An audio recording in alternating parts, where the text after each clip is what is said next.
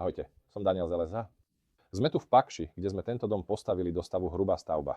Poďte, ukážem vám, z čoho staviame domy. Na podlahovú časť aplikujeme 10 cm kročajovú izoláciu, na ktorú zvyčajne nalejeme 6 cm vystúženého extrabetónu.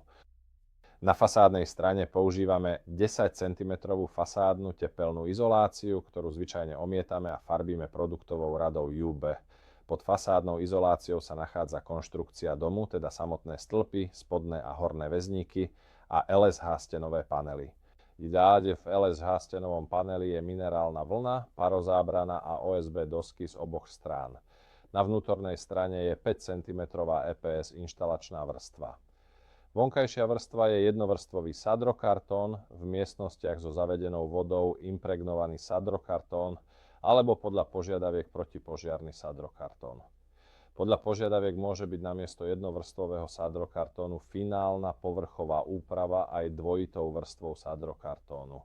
Skladba nášho stropu je nasledovná. Sadrokartón, nad ktorým sa nachádza 5 cm EPS inštalačná vrstva, na nej je umiestnený LSH stropný panel, medzi ktorými sú uložené LSH stropné nosníky a z podkrovnej strany máme ešte 10 cm minerálnej vlny ako izoláciu.